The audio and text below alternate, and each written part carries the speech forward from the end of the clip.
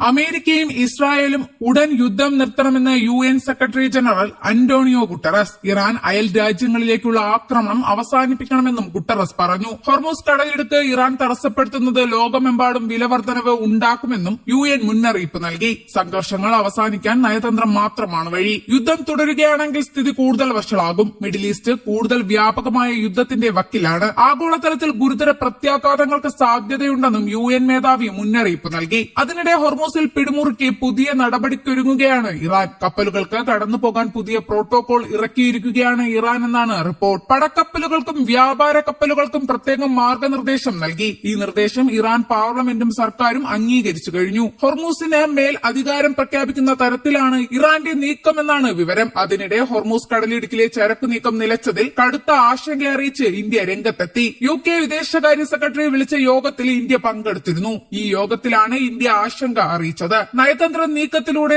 സമാധാനം പുനഃസ്ഥാപിക്കണമെന്നും ഇന്ത്യയുടെ നാവികരാണ് ആക്രമണത്തിൽ കൊല്ലപ്പെട്ടതെന്നും വിദേശകാര്യ സെക്രട്ടറി വിക്രം മിശ്രി ചൂണ്ടിക്കാട്ടി. അതേസമയം ഹോർമൂസ് കടലിടുക്ക് തുറക്കാൻ UKയുടെ നേതൃത്വത്തിൽ വിളിച്ചു ചേർത്ത 35 രാജ്യങ്ങളുടെ യോഗം പൂർത്തിയായി. ബാബ് അൽ മന്ദബും യോഗത്തിൽ ചർച്ചയായി. യുദ്ധം തുടരുന്ന സാഹചര്യത്തിൽ ഏപ്രിൽ മാസത്തിലെ സ്കൂൾ ബസ് ഫീസ് ഒഴിവാക്കി UAEയിലെ കൂടുതൽ സ്കൂളുകൾ രംഗത്തെത്തിയിട്ടുണ്ട്. പേസ് ഗ്രൂപ്പും തീരുമാനം രക്ഷിതാക്കളെ അറിയിച്ചു. അതേസമയം ഹോർമൂസ് കടലിടുക്കിലൂടെയുള്ള കപ്പൽ ഗതാഗതം സംരക്ഷിക്കണമെന്ന ബഹ്റൈന്റെ പ്രമേയത്തിൽ വോട്ടെടുപ്പ് നാളെ നടക്കും. ഇന്ന് UN സുരക്ഷാ കൌൺസിലിൽ നടക്കാനിരുന്ന വോട്ടെടുപ്പാണ് നാളത്തേക്ക് മാറ്റിയത്. വാണിജ്യ കപ്പൽ ഗതാഗതം സംരക്ഷിക്കുന്നതിന് ആവശ്യമായ എല്ലാ പ്രതിരോധ മാർഗങ്ങളും ഉപയോഗിക്കാൻ രാജ്യങ്ങളെ അധികാരപ്പെടുത്തണമെന്നതാണ് പ്രമേയം. അതേസമയം ബലപ്രയോഗത്തെക്കുറിച്ച് പരാമർശിക്കുന്ന ഏതൊരു പ്രമേയത്തെയും എതിർക്കുന്നുവെന്ന് ചൈന പറഞ്ഞു. പ്രമേയത്തിന് GCC രാജ്യങ്ങളുടെ പിന്തുണയുണ്ടെങ്കിലും വീറ്റോ അധികാരമുള്ള ചൈനയും റഷ്യയും സ്വീകരിക്കുന്ന നിലപാടും നിർണായകമാണ്. ഹോർമൂസ് തുറക്കാൻ ഐക്യരാഷ്ട്രസഭയിൽ ബഹ്റൈൻ പ്രമേയം മുന്നോട്ട് വെച്ചിരുന്നു. സുരക്ഷിതമായി കടന്നുപോകാനുള്ള സുരക്ഷാ മുൻകരുതൽ എടുക്കാൻ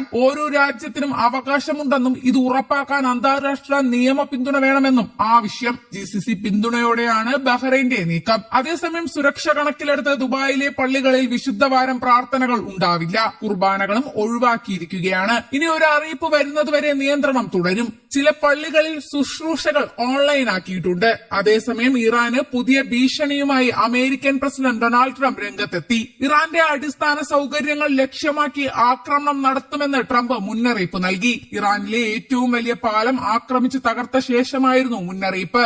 ആദ്യം പാലങ്ങളടക്കമുള്ള അടിസ്ഥാന സൌകര്യങ്ങൾ ലക്ഷ്യം വെക്കുമെന്നും പിന്നീട് വൈദ്യുതി പ്ലാന്റുകൾ തകർക്കുമെന്നാണ് ഭീഷണി. ഇറാനിലെ വാണിജ്യ പ്രാധാന്യമുള്ള കൂറ്റൻ പാലം വ്യോമാക്രമണത്തിൽ അമേരിക്ക തകർത്തു. ടെഹ്റാന്റെ കരാച്ച് നഗരവുമായി ബന്ധിപ്പിക്കുന്ന ഇറാനിലെ ഏറ്റവും വലിയ പാലമായ B1 ബ്രിഡ്ജാണ് US സൈന്യം തകർത്തത്. ആക്രമണത്തിൽ 8 പേർ കൊല്ലപ്പെട്ടു. 95ഓളം പേർക്ക് പരിക്കേറ്റതായി അന്താരാഷ്ട്ര മാധ്യമങ്ങൾ റിപ്പോർട്ട് ചെയ്തു. പാലത്തിന് നേരെ 2 തവണ ആക്രമണങ്ങൾ നടന്നതായി ഇറാൻ സ്റ്റേറ്റ് മീഡിയ സ്ഥിരീകരിച്ചു.